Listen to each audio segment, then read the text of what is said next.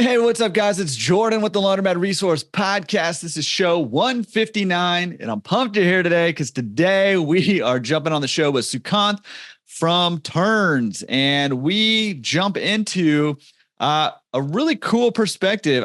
What I love about talking with Sukanth is he always has a unique perspective on this industry, and we've got a unique one for you. So you're going to love this conversation with him.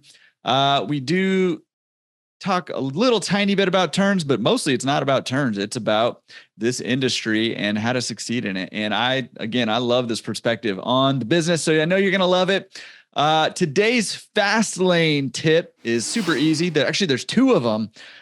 June 25th, this is 2024 when this is coming out, June 25th, we're doing a Q&A with Sukanth. So if you have questions about this industry, how to get into it, how to succeed in it, or if you have questions about Turns, the software system for laundromats and dry cleaners, etc., that will be an awesome Q&A for you and me to learn more about this business and about Turns. So that's, again, June 25th.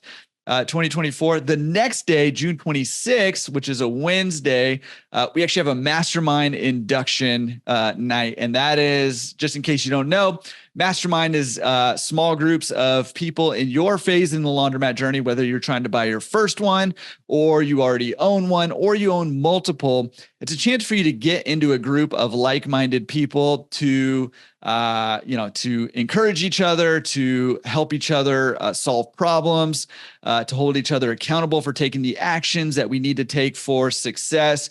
Listen, these mastermind groups are, in my opinion, by far at the current point in time, the most valuable asset in all of this industry right now. Any other thing, courses, coaching, all that stuff can be super valuable, especially when you have super specific questions.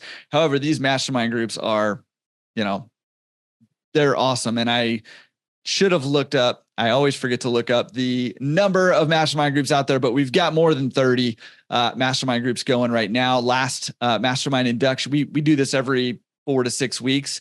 These Mastermind Induction nights where we start new groups, or if you're already in a group, you can actually join another one too if you want to. But we do these every 4 or 6 weeks. I think the last one we launched 5 new groups. So you guys are loving them, getting really great feedback from a lot of you guys on your groups. So if you want to join a mastermind group, check out laundromatresource.com/pro. That is included in the pro community. So go check it out over there. Or if you have more questions about, or you want to find out more details about the Q&A with Sukanth or any other event we've got going on, we've got other Q&As going on, webinars, all kinds of stuff happening all the time. Check out laundromatresource.com/events. And all of this information will be on the show notes page for this episode, which will be at laundromatresource.com/show 159. Okay, that was a lot, but Mastermind Induction Nights, my favorite thing going right now. So make sure you check those out. Again, that Q&A with Sukanth is going to be awesome as well. Let's jump into it with them right now. Sukanth, welcome back. Thank you for coming on the show again. It's been, I think, like 9 months. Basically, we could have had a baby between the last time you've come on and this time you've come on. So time to have you back on. How you doing, man? Yeah, it's been growing a baby with Turns. Like in last 9 months, I think it has grown up and it is asking for too much of money and too much of feeding. And I like a kid. So it has the same kind of a feel. It's a small business, but then love working with our operators across. Like I have had the opportunity of traveling to US, meeting a lot of operators, specifically a lot of laundromats, a lot of cleaners, had the opportunity to visit a lot of other partners in other countries. So it's been a great time. I think a lot of water has flown under the bridge. A lot of product has been built. A lot of learning has been done. And it's been awesome. It's been great. Yeah, awesome. Well, I'm glad to hear that, and glad to hear that progress is doing its thing, and you're making that progress over there. So it's awesome. I was just joking with you right before we hit record. We basically just did a podcast episode, just chatting and catching up before we hit the record button. I was like, man, we should have been recording that whole thing. So now we got to try to recreate that conversation, but not really. But listen, let's start here just real quick. Why don't you give just like a 30-second introduction to yourself for anybody who didn't hear your last episode so they know who they're hearing from.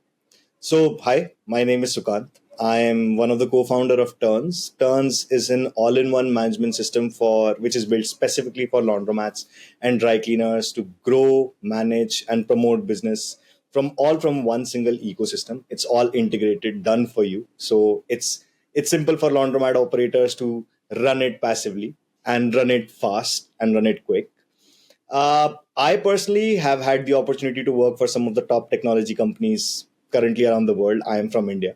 So I had the opportunity to work for some of the top technology companies and in India and in US, work for and manage millions of dollars. India is a bit different country from in US in terms of the millions of customers and the customer experience that you get to learn from. Personally, for laundry, I am a laundry guy for life. I entered this industry 12 years ago, had my own ecosystem set up, pickup and delivery, multiple locations in India, so scaled it to 3 cities, had almost like 80,000 customers, and then sold that business off to some of the family equities and the private equities in this business. And then came back when I realized post-COVID that this industry can have the same tools, same ecosystems that I used my time to build and run and have perfected over the years at somebody else's time on millions of customers and probably help my people again. And currently now in fourth year of building Turns, scaled it to multiple countries, working with almost 500 plus operators across the globe, 100 plus operators across North America. We are also the exclusive partners with PayRange, specifically for remote start of PayRange. And loving this business. Like, I love this business. I am a learner of this business and would love to always talk to new people who are teaching me new things and probably where I can advise them. Yeah, I love it. And we were kind of talking about that sort of being a learner first thing before we hit that record button. And it's just, I love that sort of attitude, right? It's like you've had your own kind of successful business that you've had, and you're building a new one right now, and you still have that sort of learner first, which I think is just a great, that whole lifelong learner mentality is, it's really what propels life, in my opinion, like not just your business, but life in general. Everyone is shilled to say that they are the best these days. Like, there is nothing wrong with this. Like, everybody tells, if somebody is not telling you he's the best, then you should probably listen. That's the pattern breaking. So everybody wants to be the laundromat guru. Everybody has a lot of information. And I used to think that talking to a lot of operators, I would get some meta information. I would know more than them. And there are some certain rules that should happen for somebody to succeed. That guy should look like this, should have a store like this, should have machinery like this, should have equipment like this, should have bought my system like this, should have some marketing like this. But then I realized all the things that I know are just things that can be generally vaguely applied to anything. Like, more and more operators I meet, more and more I realize that there is no specific path to success. There is a specific path to understand whether this would absolutely work or not, but to find the difference between a 100K business and a 500K business is probably that owner's creativity, that owner's love for their own business. So there are so many gurus right now who are giving a lot of advice, which is driving so much noise in the industry. Sometimes a lot of love, sometimes a lot of hate, sometimes a lot of disappointment, because it builds up certain different expectations for them and the timelines for what it should build.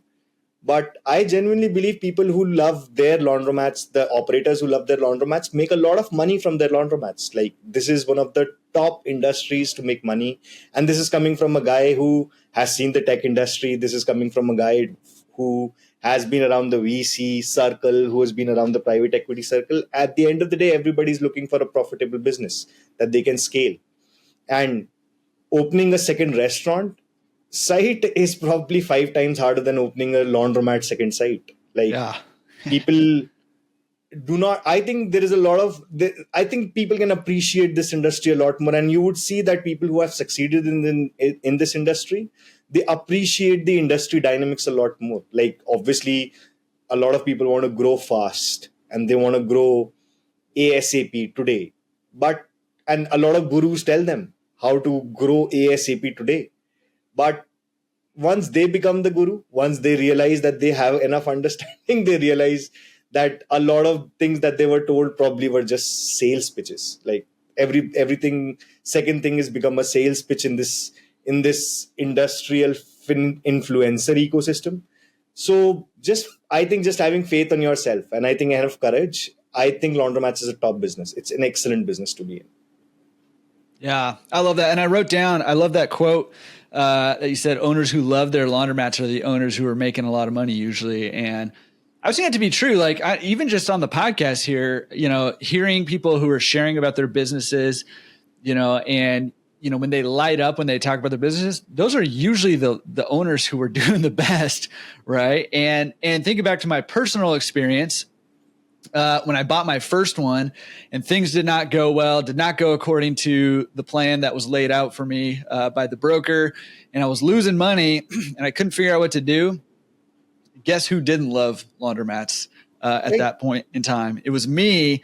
And because I think, you said the owners who love their laundromats are the ones who are making money, but also laundromats and anything else is easier to love when you're making money, right? So it's like a kind of a both and side over there. The idea is that everybody wants to do service, but it's a human nature. Like you want anything that you're part of being in to be successful. Like a lot of people operated laundromats not just for community; they operated for revenue.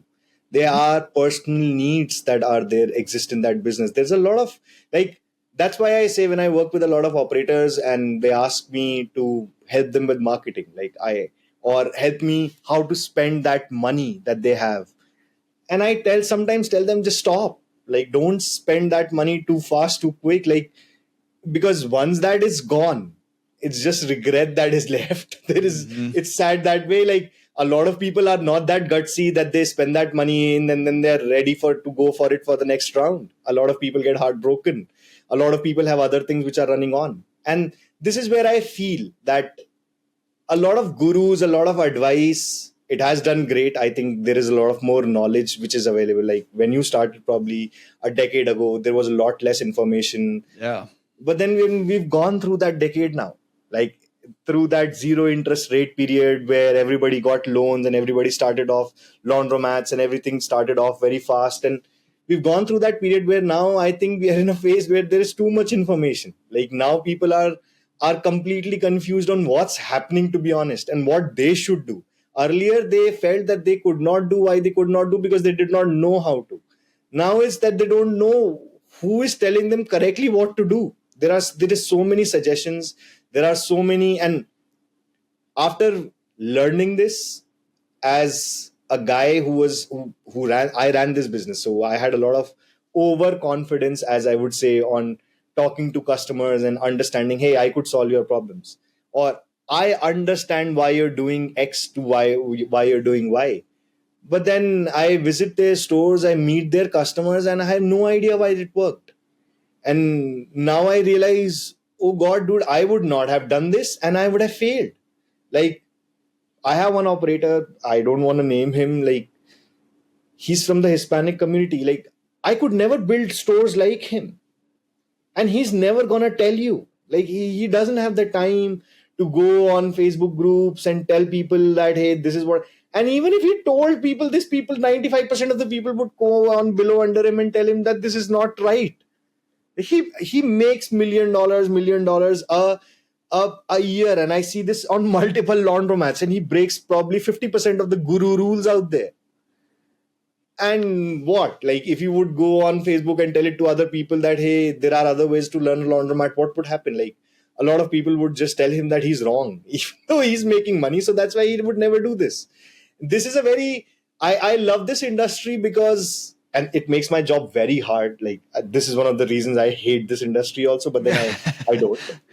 It's like a good laundromat operators doesn't want to be known. They don't want to be known. They don't want their names on the picture of the hall.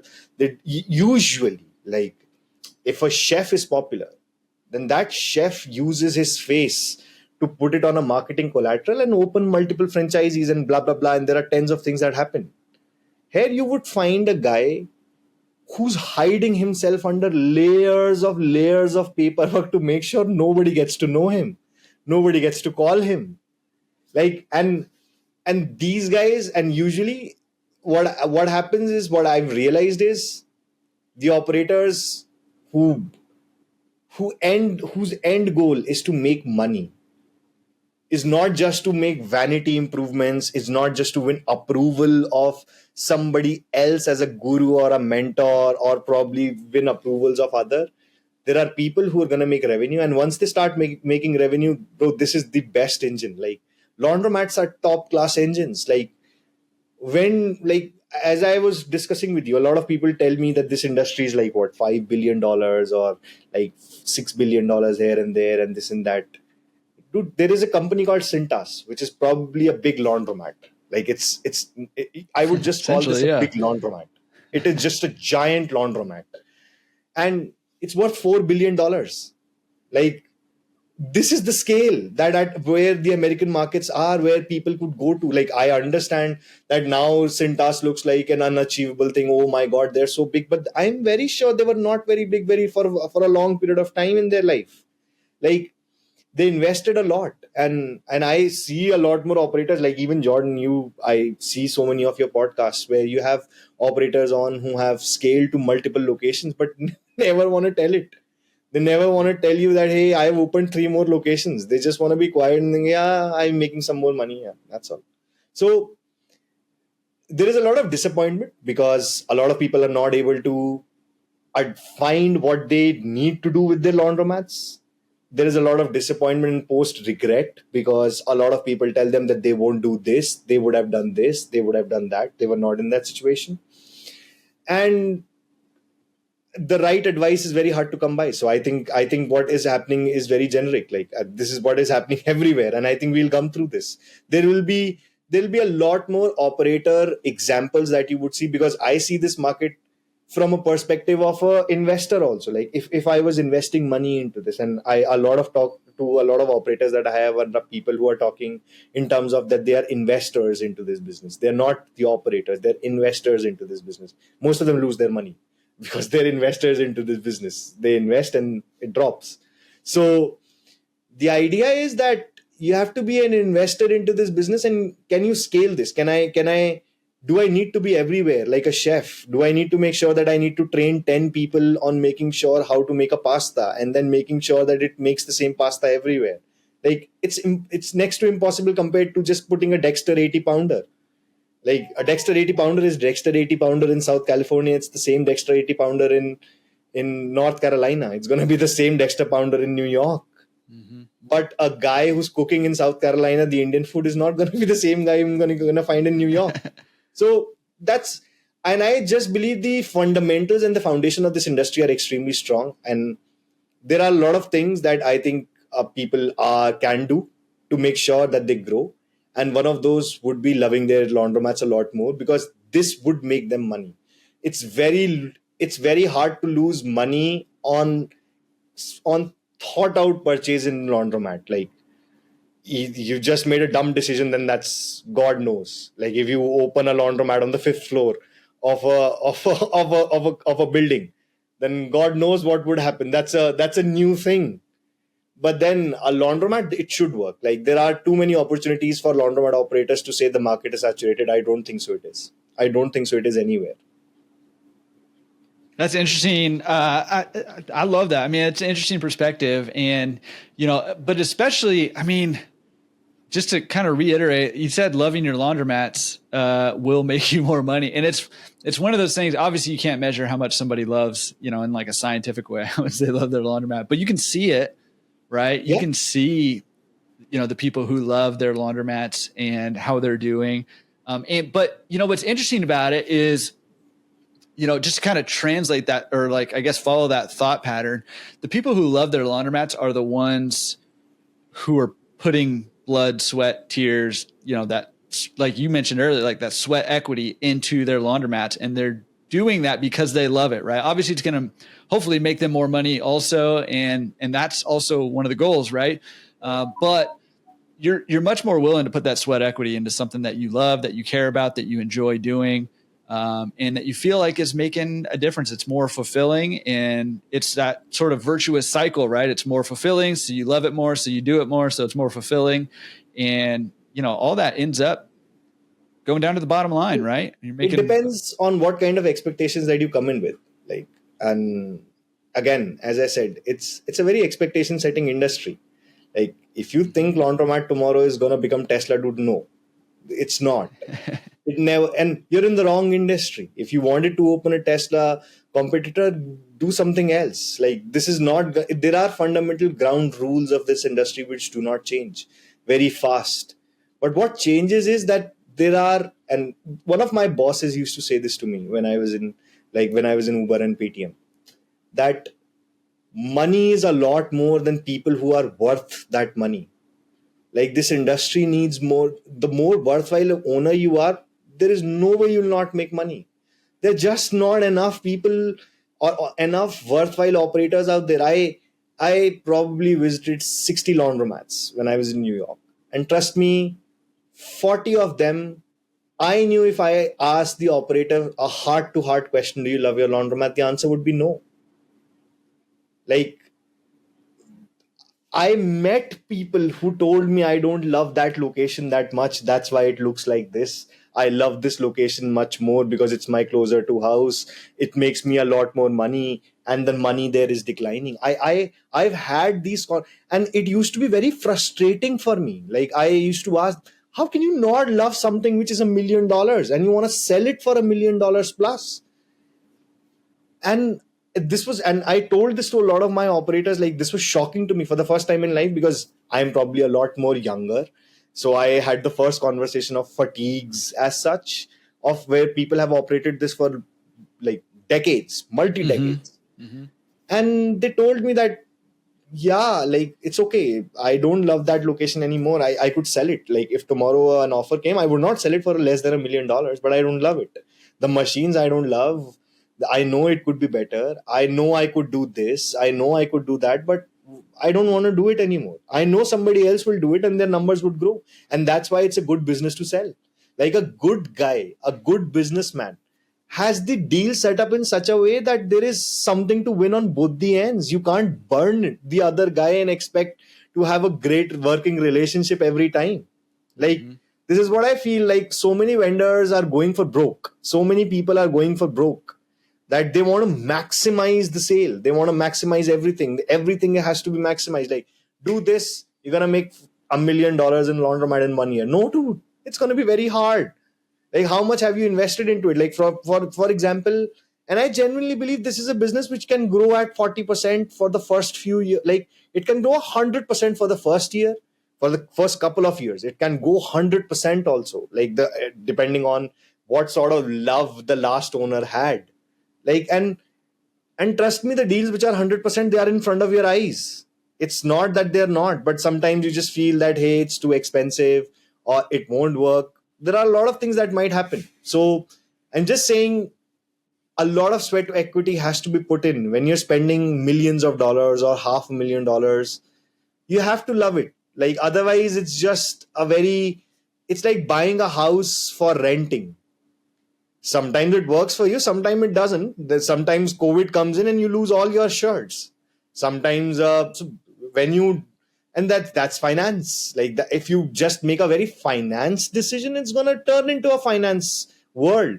If you make a business decision, it's going to take into a business mode. So I genuinely believe people should hold. I think people should work a lot more on their laundromats. I think a lot of operators seriously do.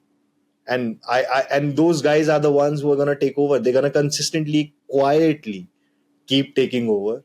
There's not going to be a big revolution that A, B, C has opened 5,000 laundromats across the US. I think there will be hundreds and thousands of small operators who would probably own multiple chains. Like, rather than like a single operator, mom and pop guy who just thinks this is going to be a segue to laundromat pension. It's going to be very hard. You have to work hard at this. This is not going to be very simple. Like, I genuinely believe this. And as I said, there is a lot of money available in the market. there are less quality people to deliver it. And there are even more less people that you should follow. So I would say that cutting out all the junk information and just sifting through the right information is also extremely important.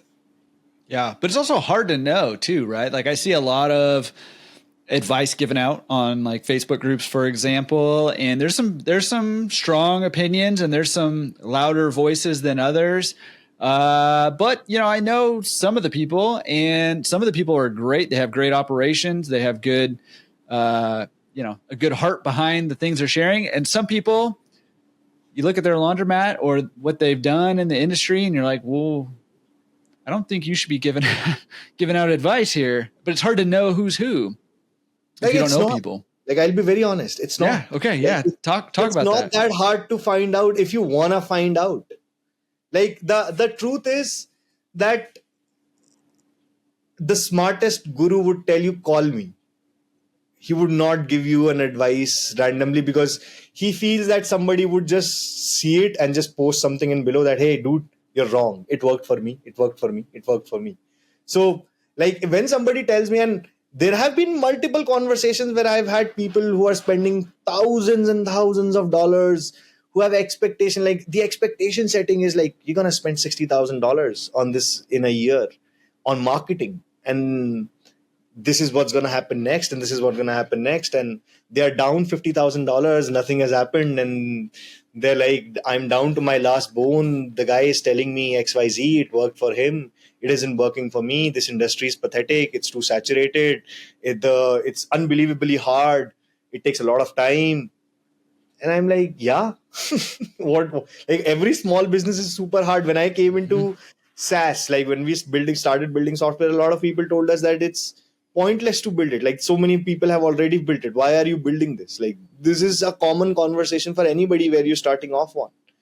But as I said, in software now, for example, a lot of it has churned. So it has been an industry where gurus for a long period of time, and it has gone through its churn, and now a lot more credible nature of life has come across. And I think this is what would happen in laundromats. Trust me, the operators are so busy. Most of the big operators are so busy rolling in money.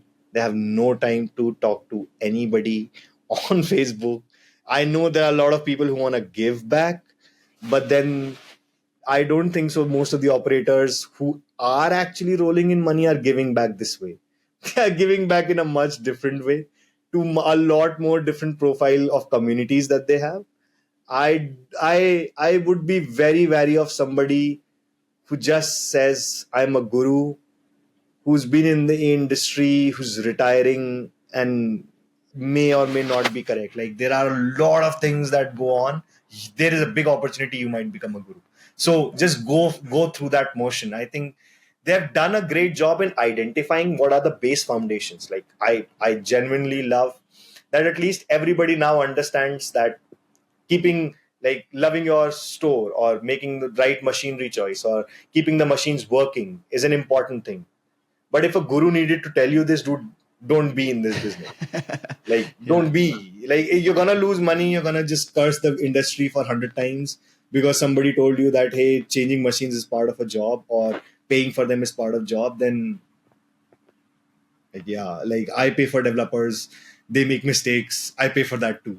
There are people who make parts, who recall parts. Like, there are hundreds of things that happen. These are normal things that would happen. But yes, if somebody's telling you spend thousands of dollars on advertising because it worked for them, it's not necessarily it would work for you. And you could test it out at a much cheaper scenario. Like you could actually genuinely build this into a sustainable, viable, good, strong business because the fundamentals of this business exist everywhere. But the expectation, $1 million from every location. No matter how big the store is, no matter where the demography is, it's gonna be, it burns a lot of hearts, and it has probably burned a lot of dollars and probably made few people a lot of money, which they probably were not rightly advised for. Yeah, that's great. All right. So, well, I mean, let's talk about let's talk about, I mean, you brought up marketing, right? So let's maybe talk a little bit about marketing and how do we make our businesses a little more lovable by doing some marketing and helping, more money kind of come in, flowing into those businesses. So what I've realized that, and as guy who run turns, and I want to be as believable as possible, always be as truthful as possible. I come from, and I've done this for probably almost 2 dozen laundromats. So that's why I had a conversation with Jordan that I could talk about this. Like, there are some absolutes that you could try and run that would always work if you are at a good location or a strong location laundromat, or a location which you believe that can make a lot more money. And primarily the things that I'm going to talk about, I'll be trying to grow the drop off and the pickup and delivery business. But again, this is an advice. This is not exactly it. You can probably ping me and ask me that, hey, I tried this. Can I probably do something else? And I can give you probably a much more learned and informed opinion. But what I'm telling you, or telling the people that are watching this right now, are common factors, are factors that I've seen work every single time. And trust me, there are 100 vendors out there who are telling you that by using their $200 a month service, you could make $200,000. Like, sometimes yes, sometimes no. Like 99.9% of the times, no. It takes a lot of you to make that money. So, like, I worked with, and so one of the things that I will say is that, and that grows drop-offs, and what I've realized is it's the right Google Business Manager profile. Like, if you are able to get yourself properly onto Google Business Manager, or on Google, or on multiple search ecosystems, like people are searching on Chrome. I have just downloaded Edge for this podcast. People are searching on Bing. People are searching on Safari. People are searching on Google. So the idea, if you're able to put yourself in the right format for people to reach you, I think is one of the most important things. Like, I talked to multiple location owners who were using systems who gave them superpowers of getting pickup and delivery. But the reason that for their pickup and delivery, they had to build it in such a way that out of 4 locations, there could only be one Google Business Manager page, because that is where the pickup and delivery and the online booking buttons would come. And it's hurting them. Like, I the first thing that I asked was, have you checked the other option? Like, just remove this and check the other option. Make up business manager pages for other than. And let's talk in 3 months what we see. And we now see that the traffic is generally gradually increasing. Those locations have started getting their own reviews.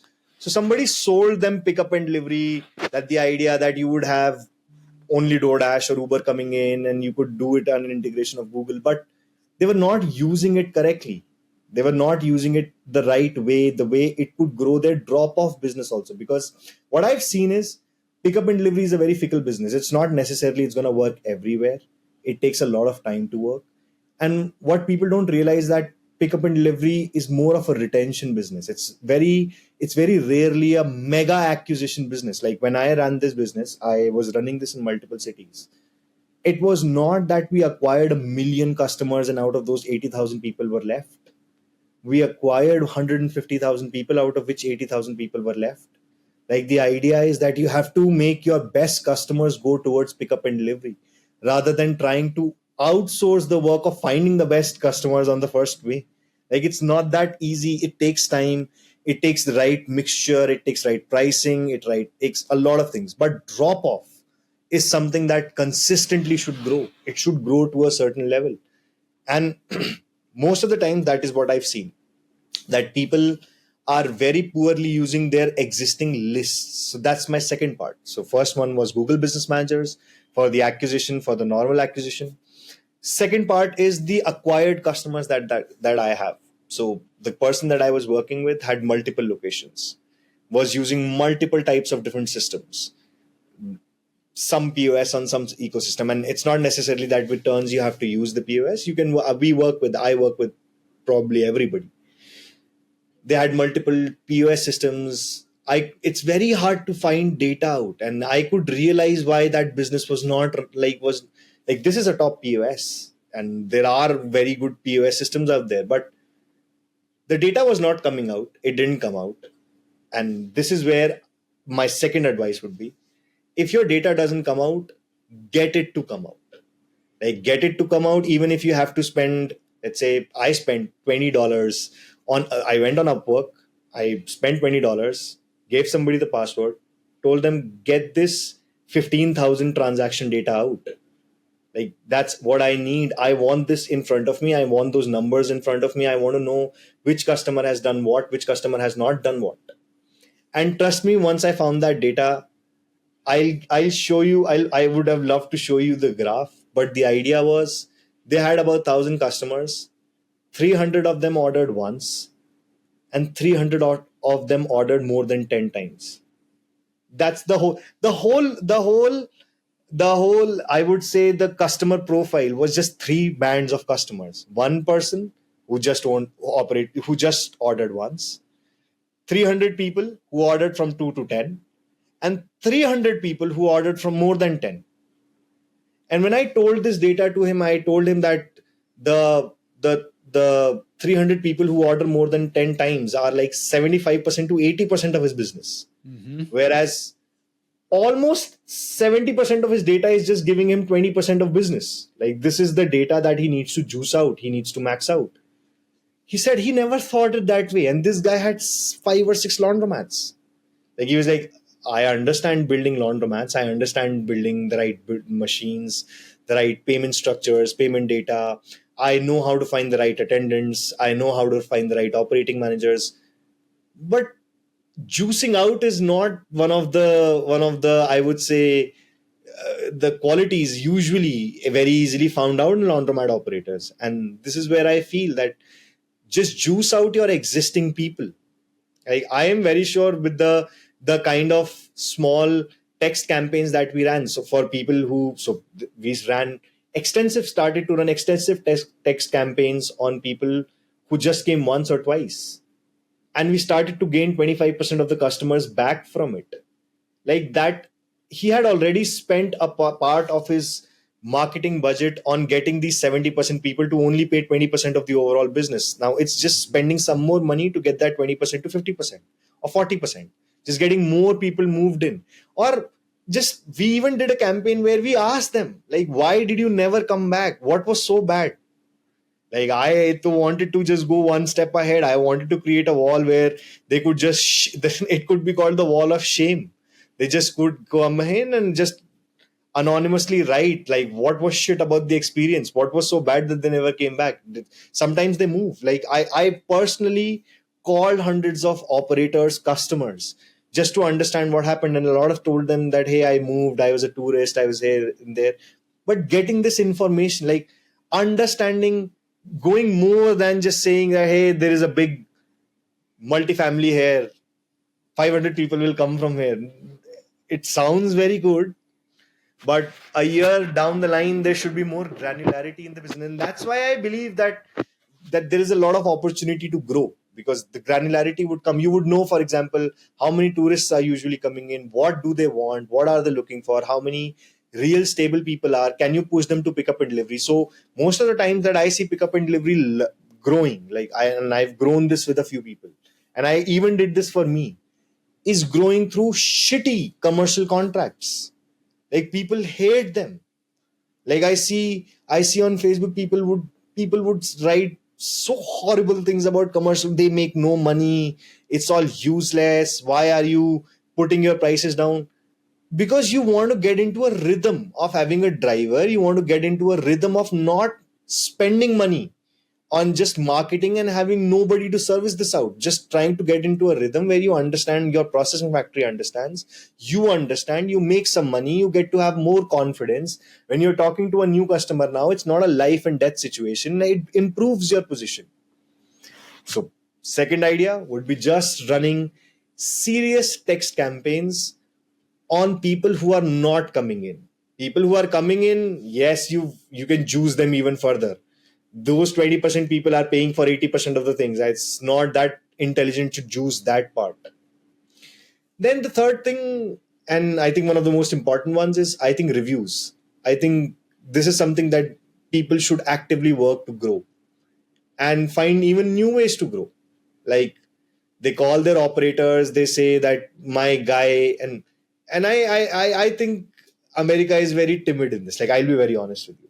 I come from India where people feel this is their life. Like, I know, and it might sound very unethical, it might sound very over the edge for a lot of people, but people die here for a review. There would be a guy who would just consistently keep meeting you after every 5 minutes, would give you a glass of water and ask you, hey, do you like it now? Can you get me a review? He'll open his phone for you. He'll log in with your email ID and he would say, now can you just review this? He would give you a script written. He would just say, just press submit. Can you please just click on this? Like, and I know that this might sound like too much, but it compounds so heavily that you don't understand. Like, if you have 200 reviews, Google will automatically love you and you will love your laundromat a lot more because this will make you money. So getting more, and isn't it good? Like, you can talk to a lot of people, say, hey, I run something which people love. Just go and watch my reviews. And this is a great confidence to have. Like, I know a lot of my operators, when I tell them shit, like, hey, you could grow this, and I give them vague advice, they actually come back to me with the answer. Why don't you look at my reviews? People love me. And I have to say, yeah, I think I should go back and read your reviews again as a learner. So these three things always work. And you need to lean in. They need leaning in, specifically the second and the third part. Like, the idea that you should know what your customers are, and it requires extensive analysis. It does not take hours if you're on a new modern operating system. Some of them, if you'll keep asking them, like, if you're on turns, we are on AI, you can ask it questions. Like, it's just like a PDF. You can ask it questions like, how much money did I make last week? Did I make enough money from these people this week? It may sound extremely smart to you. These are not extremely smart questions once you sit in front of the computer. Like, you would, if you were actually with me, and I was working with you, you would be asking me such questions too. So just ask them from your data and do something on it. Like, run campaigns on them. I meet a lot of people who say, I don't want to be salesy. Don't be salesy. Run marketing. Some people say, I don't want to be spammy. Don't be spammy. Run marketing. Like, run marketing. Tell people about you. It's good. Some people will love this. It's a sales lifestyle. I know a lot of people are looking this as a secondary business, a second job as such, but it's a job. Then you need to get this done to a certain level. Only then this will make you money, but this will make you money afar, like a lot. So go, and trust me, big laundromats guy are all rolling in money. They're just not telling it to you. Yeah. Well, no, and I love those too. I mean, the Google business profile is great, and getting it right. I mean, that's what you're talking about, right? It's been said a lot. Make sure you claim your Google business profile and yada, yada, yada, but setting it up correctly, formatting it correctly is huge.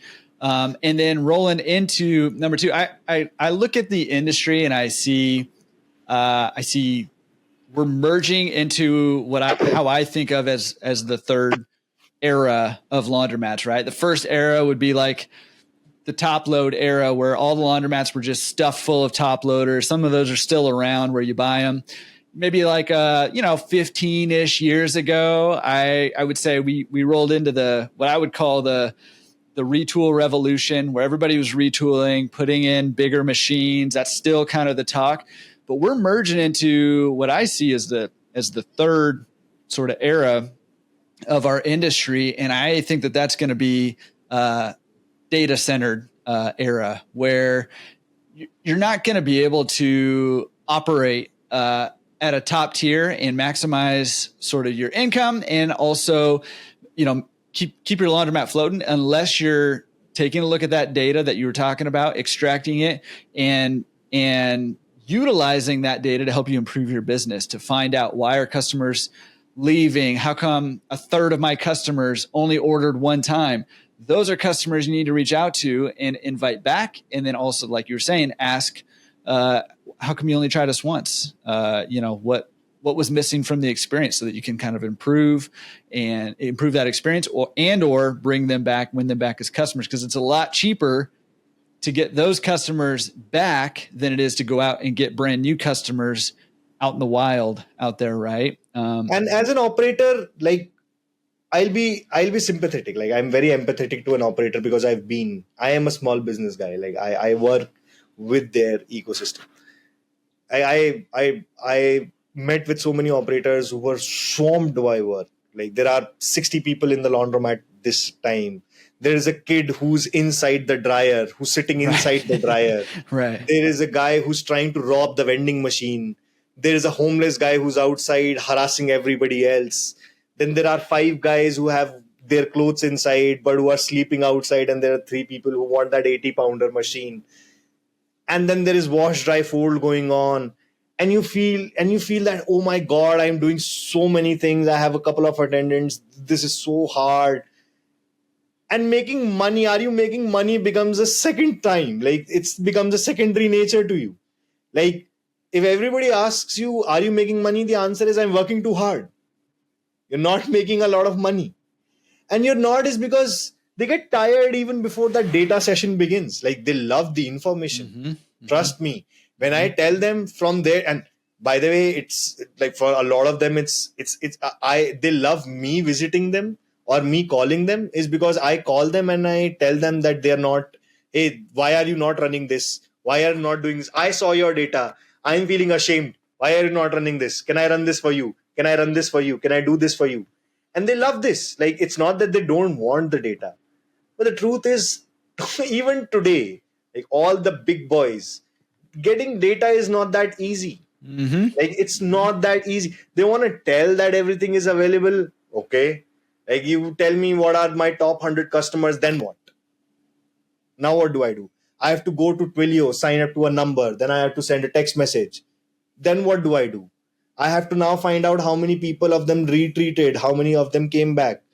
Like this, since there are no very few technology systems or modern technology ecosystems which are available, that's why less of this happens. That's why there is a lot of burden on single store operators to work harder. It's not their wheelhouse. This is not what they've usually done.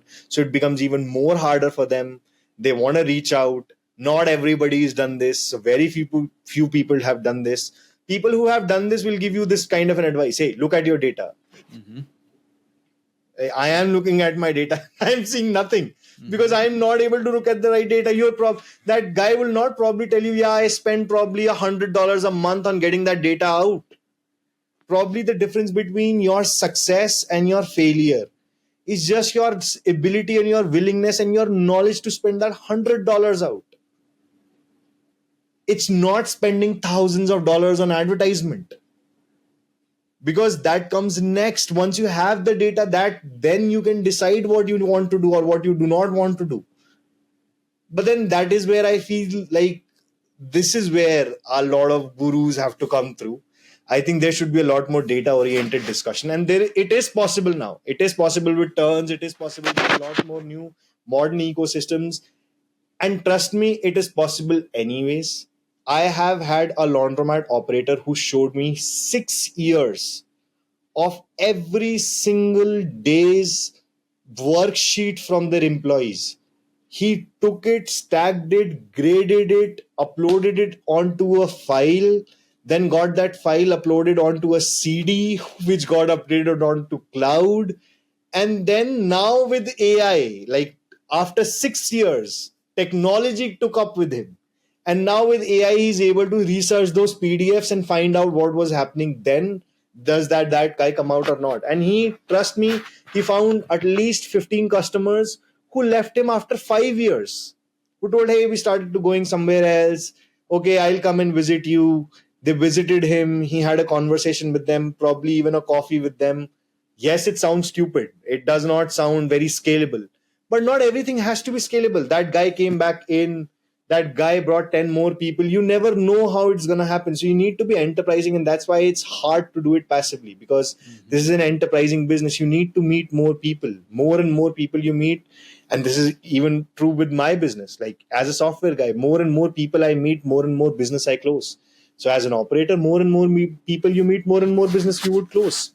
So this is my opinion. Like I would, and as I said, take my opinion with a grain of salt too. I am no guru. I'm a nerdy guy. I'm a laundry guy who loves to learn, who loves to be nerdy about this. I genuinely believe there are pockets in US which have massive opportunity to grow in laundry. I think people have to realize what they have. I think people need to realize the kind of money that they've invested and what returns it could give. Yeah, and I think it also speaks to I mean, I was kind of mentioning sort of the eras. I think there's a shift also happening in how owners are starting to think about this, and it kind of part of this, because what you're saying is exactly right. Like it takes work and it takes effort to not just get the data. I mean, it could be just be $100, but then you got to actually look at it and analyze it and extract the narratives out of it and then figure out what to do with that to help you kind of grow, right? So it takes some effort, it takes some work, and then you got to reach out to customers and have that coffee or send those text messages, whatever it is, right? But it's why it's so important that, before you do any marketing at all, first of all, I mean, like you've got to have a solid business base, right? You don't want to spend money getting people coming to your laundromat when they're going to come and have a subpar experience there, right? So you've got to do that. And part of that, at least in my view, the way that I look at it, part of that is we've got to stop doing so much in our laundromat. We need to, love the laundromat, take care of the laundromat, but we've got to have help. Cleaning the lint traps and stuff. You got to find somebody else to do that, because we need to spend our time on some of these things like you're talking about, like looking at the data and reaching out to the customers. And I mean, I wrote down, I love that you need to meet more people. The more people you meet, the more people you'll close.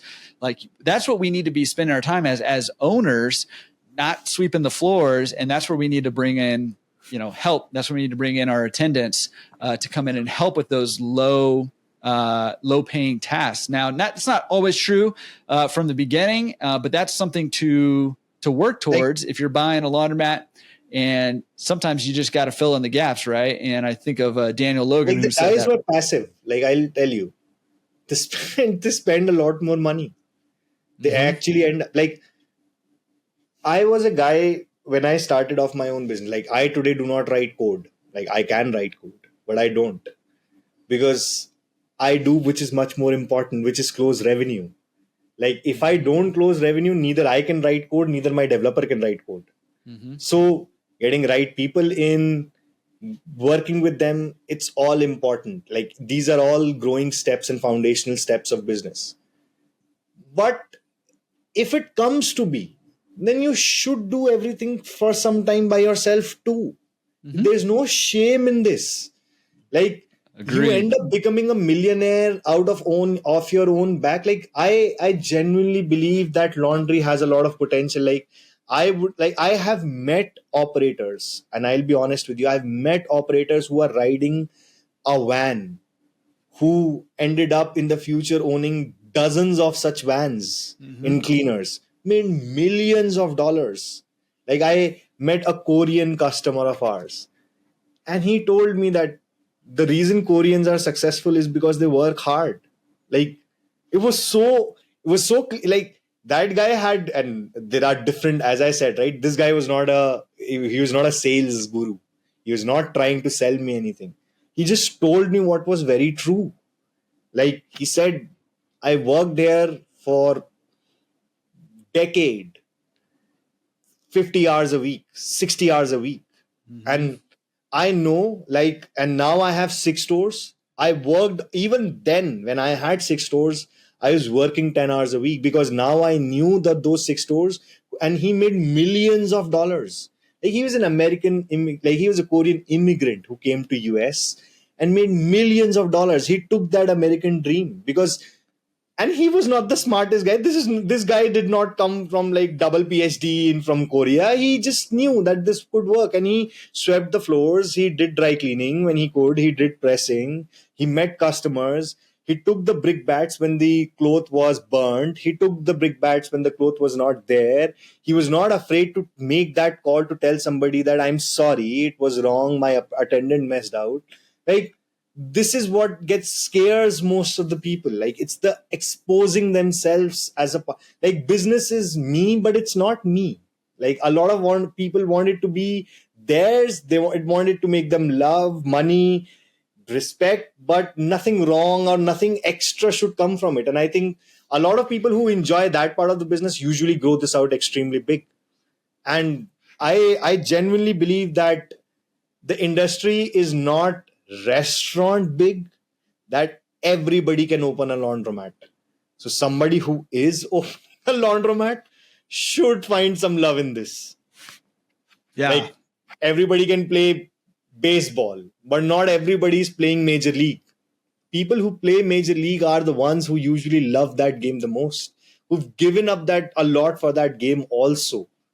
And the game changes them. I see like people who have found success with one laundromat, they usually found it with second too, and they usually found it with three too. They find it with the fourth one too. You don't see them saying, oh, it worked only twice and then I realized all was fraud. Like, no. It's usually the single guy who's not working out, who's like, I work 60 hours at my job. How can I spend another 40 hours at this? I bought this as my retirement present, and I was going to start working there after 5 years when the machine would have gotten old. Dude, you have very different expectations, and the world is not going to wait, because there's going to be a guy who's just going to look at this and say, A, can I buy this? B, can I compete with this? Either he'll come to buy you off, you wouldn't like the deal because he's a hustler guy, or second, he'll compete with you and you'll not like the answer. So I think just working and making the data work for you. As you said, like extracting data, information of that data. Trust me, if data was easily available to every operator, they would ask from it. Like, I think it's not the second part which is hard. Like, you broke it down into multiple steps, which I love. Like, this is like a playbook. Like, hey, finding the data. Second was finding data, insights from that data. Third was finding steps, what to do from those insights. Fourth was doing them. Trust me, the first step is 70% of it. If you get the data, you'll put it into ChatGPT, you'll ping it on Facebook, you'll tell somebody, this is what I have, what can I do? And you'll have 7 answers coming there. These are all 7 opinions that you can use to find the next insights. They've given you the insights. From the insights, you can always find out what to improve. Like, it's not that hard. And somebody who's buying a laundromat, who's spending that much, he anyways has that much on the line to find that out. And the last one, yes, if you want to do this, money. If you don't want to do this, no money. Simple. Yeah. And I mean, I think it goes right back to your conversation about expectations, right? When I got into business, my expectation was I was going to show up once or twice a week, collect money, because that's what I was told, right? Like, that's what the broker told me. He's like, dude, this is great. You're just going to show up once or twice a week. I put in new machines. He's like, you're not going to have to worry about that. No problems. You're just going to come in once or twice a week. And because my expectations were so dramatically different from my experience, yes, it colored how I felt about everything. Right. And that, you know, my feelings about my laundromat were not good because it was not matching expectations. And then that compounded, you know, because I got frustrated. And, you know, it kind of comes back to loving your laundromat, right? You got to love that laundromat. And if you love it, you're going to put more into it. And you're I've seen people who've fallen out of love, so I know what love is. Like, as I said, when I went to a laundromat this time, this was the first time in my life where I went the full circle. I always thought people would buy business and love it, and they would do everything to make sure that it succeeds. And this will keep happening ad nauseum. Like, I'm young. I'm not anymore. There are no more hair left. But then, yes, like, now I realize that, yes, people work for decades onto something, like that guy told me, like he owned 7 stores. Like I'll just give you an example. He owns 7 stores now. He owns 4. He sold 3, and he wants to sell a couple more. And he told me that the laundromat business got my both kids through college. I have enough money. I can retire now. I just work thrice a week now. Earlier, I used to work every day, 18 hours. I did this for almost 15 years.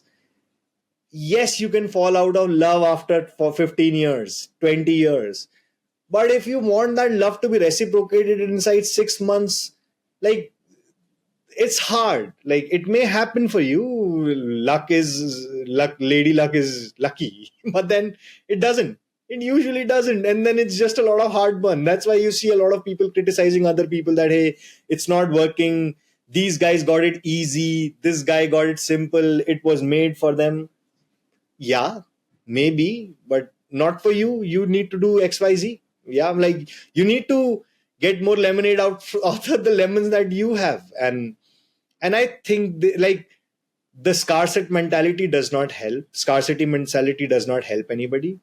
Like, yes, you can say that there are 5 now new laundromats opened up inside 2-mile location, and where will everybody go? And this looks extremely saturated.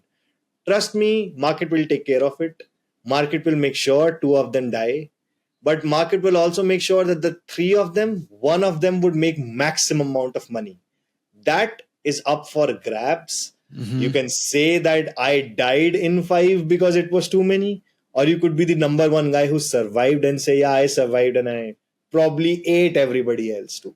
So I think there is a lot of opportunity, and getting more familiar, and just as I said, I think we put this right, like loving your laundromat, loving everything about it, finding data about it more important, finding customers about it more important, their reviews, their views about your laundromat. Like, it's personal for me when somebody tells me my product is shit.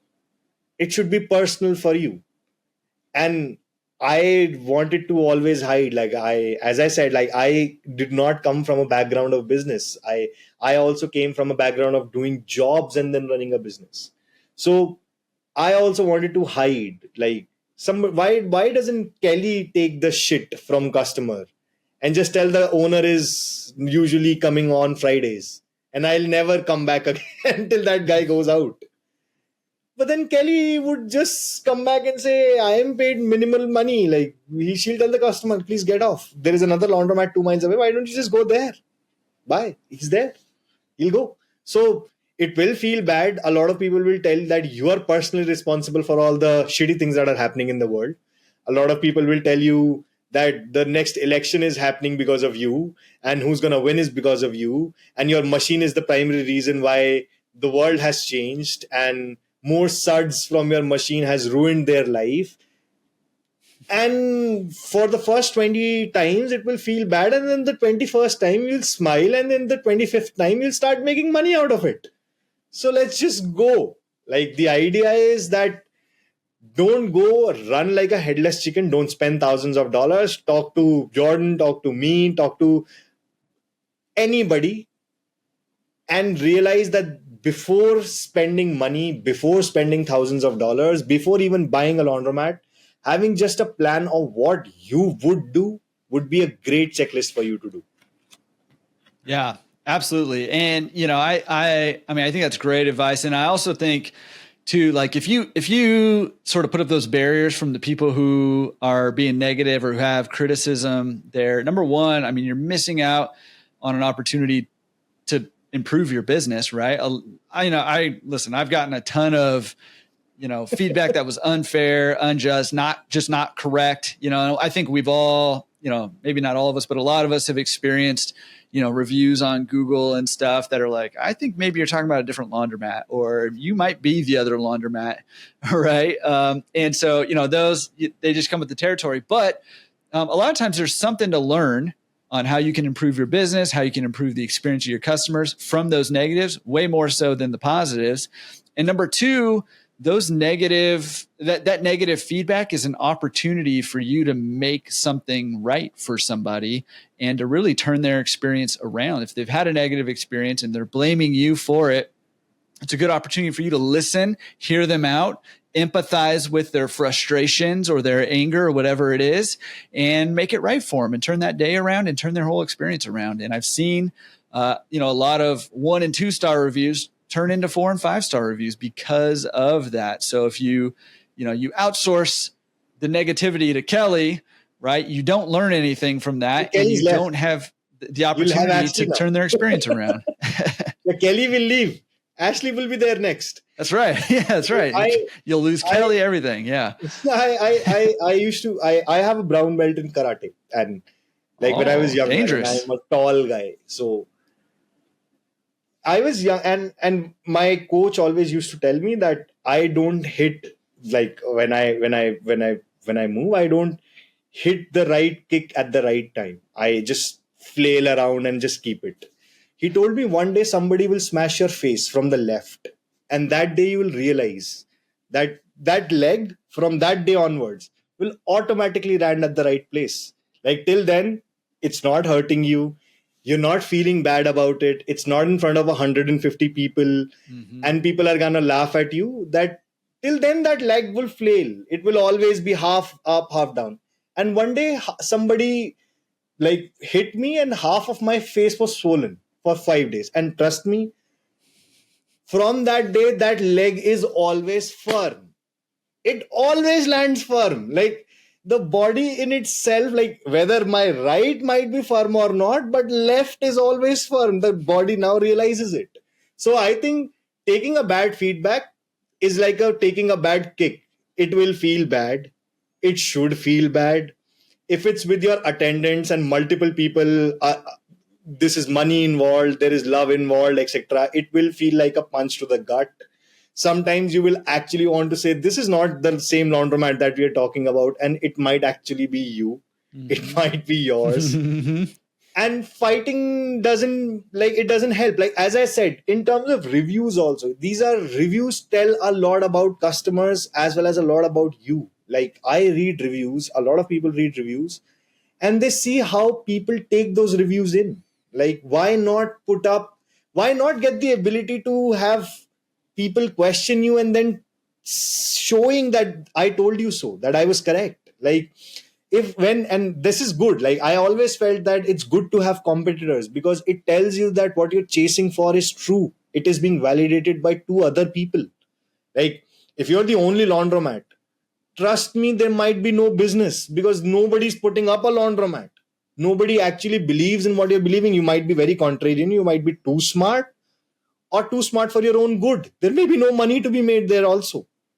So I think just it is hard. Like, and that's what I empathize with. If you get a bad review, have a drink, call your friend, but then don't call the customer and abuse and threaten them. And don't tell them I'll call cops next time. Like, you can obviously do that. If that guy is too harsh, you might actually probably do it.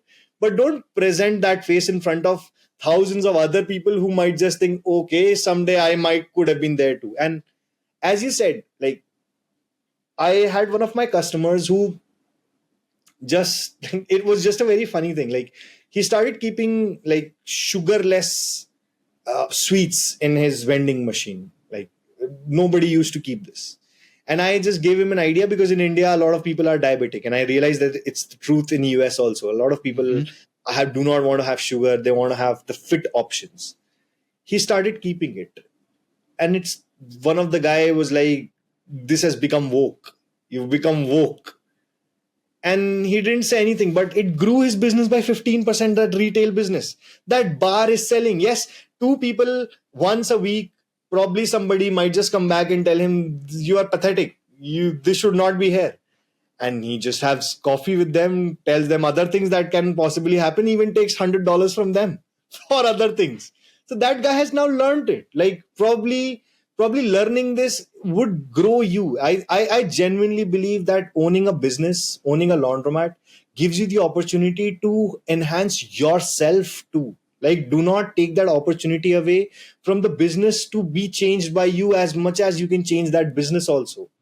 Like, owning a laundromat might actually tell you that you might be ready to open 3 more. Why not? And it might actually tell you might not be worthwhile to even open single one and you need to get out of business ASAP. Why not? Yeah. Well, and I could not agree with that anymore. I think, a big part of, how I guess like a philosophy of life for me is that life is about the growth. Life is about the journey, about the change, right?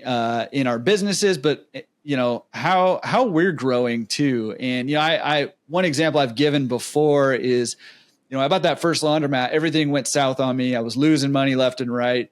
I got to a point where I was having to choose, like, do I pay the water bill or the electric bill? And I was like, well, the electric company doesn't penalize me and the water company does. So I'll pay the water bill, right? Like, I got to that situation and it felt so overwhelming. I had never before missed a bill. I had never before seen myself as somebody who, was not going to pay debts that I owe when I owe them.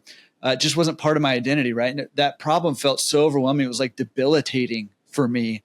And, kind of as I grew and I started to understand how to deal with issues like that issue became a lot smaller to me, right? It was huge. It was like in my face when I was first kind of going through it.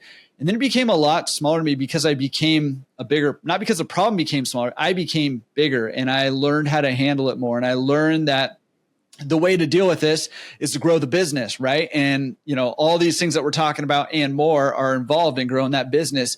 So I had to become a bigger person to make that problem smaller so that I could deal with it because it was too big for me initially to deal with, right? And I love kind of that perspective of, owning a laundromat is going to change you. It's going to help you grow. It's going to help you mature because I've seen that in my life. And I see that for everybody who owns a business, especially. I mean, it's kind of like having kids, right? Like you change as a person when you become a parent.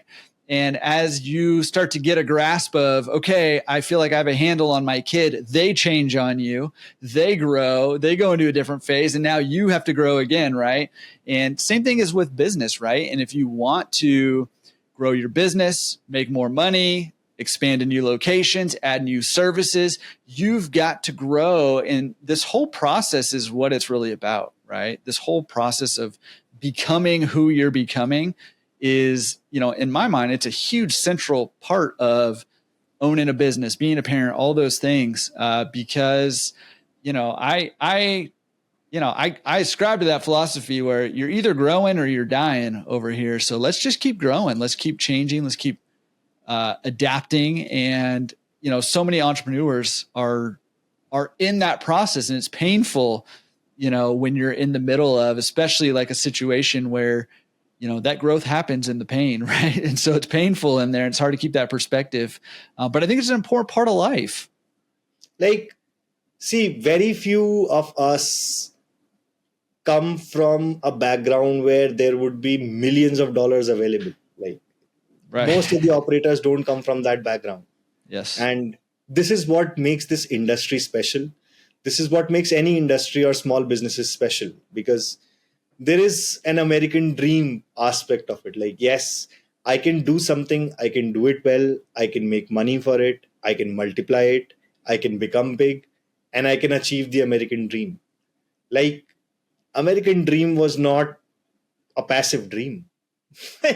I don't think so. The constitution guys who were writing your constitution were like, yeah, you would sit around and make millions of dollars. No. Like, it's by the sweat of the brow. Like, that's the American way of doing this. Like, you have, and as like, just imagine, like, this is one of the best parts about what I like about laundromats. Even if you are absolutely shit wrong, you're still gonna make 70 to 80% of your money back.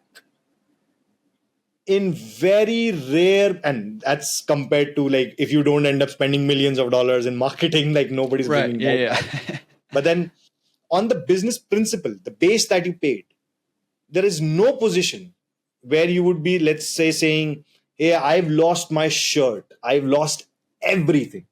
At any point of time, you will be able to get 70% to 80% of the value back because the value exists. It's usually the fighting is between how much can you grow, 20% or 30%. That's where I get confused. Like, a lot of people are so strict on buy 3 2x 4x. Why would I sell 3 2x 4x if I'm making money, dude? Why would anybody do anything? And if you don't think that you can grow this in the next 5 years, don't buy that business. Because if you can't grow this will die. Because somebody else will do something else to make sure that they grow. So, in my opinion, like, business in general, like, and being an entrepreneur, specifically in the laundromat industry, is a great opportunity. Like, it has shown success for hundreds of people, thousands of people who are just like you, who are just like me, who came from not much resources. They realized that this is a business which is stable. That's why they were not extremely risk oriented. Like, there are a lot of people who are very risk oriented. They would go open up a pawn shop or probably open up very, very risky businesses, or would be opening up a cannabis shop maybe. But you opened a laundromat because you realized that there is a certain amount of business here that you believe that you can run. And and trust me, you will never find a very rude laundromat operator who's rolling in the money. Like, they would not be rude. They would know that yes, they can replace you as a customer. There is one customer for every dime. But they would also try and make sure that they don't. They would also try and make sure that you stay, you bring 4 or 5 more people, and you enjoy your time with the experience and the operations that you are with. Like, they want to make sure everybody who's part of this operation likes it so that they make more money. Because the business requires effort. The business requires some level of diligence. It requires level of love. It requires level of care. It requires level of a lot of hard work. And it's not just going to be you. There's going to be a lot of people who are going to be doing this. Like, from that Korean guy, I realized that his family came over, and like 16 people from his family became free American citizens, were able to study into colleges because of the 6 cleaners that he opened up. Like, and it was just one guy. Like, you have an opportunity to be something extremely strong in your personal community also with a business. You would not have that with jobs. Like, jobs are there. They can always happen. This is yours. You built something. You probably will be giving jobs to a couple more people because of you. So I think people, it's very respectable. I think people can do this. It's hard. It should be hard. It should not be easy, because if it's easy, then the guy who's working for you will take your business away. It should be hard, and you should feel shit for some time. For a certain serious amount of time, you should feel half depressed, half shitty. But once you're through that period and you look at it like, yes, I made it. The laundromat would have made it. And probably you would be a laundry nerd too. Yeah. Well, that was definitely my experience for sure. And I think you nailed it. Well, Sukanth, one of the things I love about talking with you is that you always come with a great perspective of how you look at this business. And I wrote down kind of a bunch of quotes actually from you. I like collecting quotes in these interviews. I wrote a bunch of them, but I think 2 of them summarize something I think is pretty profound that I think that we could use a heavy dose of in this industry. And one is that the laundromat owners who love their businesses are the ones who are making the most money, which I think is spot on. And I think that that's profound, right? I think that that is a great perspective. And then the other one, kind of on the other side of that, is and it's a little ironic that you're bringing this to us, from India, but you said the American dream is not a passive dream. And it's not. That those 2 quotes, I think, are just such a great and like a powerful perspective for anybody who's either in this business and is contemplating whether they want to stay in it or not, or those of you who are trying to get in this business for the first time. I think those are incredible perspectives for us to hold on to in this industry as laundromat owners. Absolutely. And I have a lot of faith. I genuinely believe that, not just from India, like, this is the dream. Like, I see this, and not just in US. Like, I had customers in Australia, I have customers in Middle East, they all are very excited of what's happening in US. Hey, what are these guys doing? What are these guys doing? And trust me, sometimes I tell them that if they would know that what you're doing, they could incorporate some of that excitement into what they think that could be, bro, they would be making 10 plus more. They would be, or at least there would be hundreds of operators who would be much more happier. Like, I meet a lot of operators who are probably for first year, and by the way, a lot of American operators are across the globe. A lot of people will say, this is not the right way of doing business. You should have somebody else do this. He spent almost 6 months pressing. He pressed almost 18,000 clothes, 18,000 garments by hand. And he said, my hands got me or brought me something like $18,000 or $20,000, which like in America would have been something like $60,000, $70,000. Mm-hmm. He believed he could do anything after that. He said, if tomorrow comes to be, nobody comes to my store, I will run it myself. I'll find somebody because I know I've done it. I have the faith in myself. It changed him. Like, and I genuinely believe that there are a lot of young people who are coming into this industry. Let this industry change you. Let this industry take some part of you, but you will have to give some part of yourself to this industry also. And only then this would be a good deal. Otherwise, you're just going to take some taste and it's going to depend whether it's bitter or sweet on luck. Awesome. I love that. All right. To wrap this thing up, how can people get in contact with you, learn more about Turns? What's the best way for them to find that stuff out? So I am available on LinkedIn, like Sukanth Srivastav. Turns is available on, or you can reach me out on my email, sukanth@turnsapp.com. We have a website, Turns app. You can always write me into it, connect me with me on LinkedIn, even send out an email. Would love to converse with you, would love to talk with you, love to understand where you are, give you our opinions. Like, as I said, these are all opinions. I can give you my suggestions, my advice. We probably built the best system across the world in laundromats and cleaners. You would love working with it and you would love working with us. But I would say, if you work, we would make sure that you can make the maximum from your buck from your laundromat. Like, if you're ready to put this in, I'll promise you we'll give it 200% more. I love it. We'll have links to everything in the show notes. Sukanth, thank you so much for taking the time to come on, and looking forward to doing a Q&A with you too. Absolutely. Would love to see if anybody has any questions, or would somebody just come and tell me, shut up, you're not the American guy to have the American team vote. Maybe a little bit of both, you know? Yeah, I now feel that, as I said, now it hits me that I talked something which I was like kind of sort of alien about. No, it's great. I mean, I think you nailed it too. So I appreciate that. And I appreciate you, man. I'm looking forward to hanging out again soon. Thanks, Jordan. Okay, I hope you love that episode with Sukanth. Man, you got to love your business, right? Like, it seems so obvious, but for me, that perspective, the more you love your business, the more money you're going to make. And that was my big takeaway here. What was your big takeaway? Pick something, put it into action. This week, that's going to help you achieve your goals, is that action. That's what's going to get it done. So pick something and hey, maybe share it with your mastermind group, or go to the forums, laundromatresource.com/forums, and share it over there for some extra accountability as well. All right. Love it. Love everything that's going on right now. Love that you guys are a part of it. Appreciate you listening, and we'll see you next week. Peace.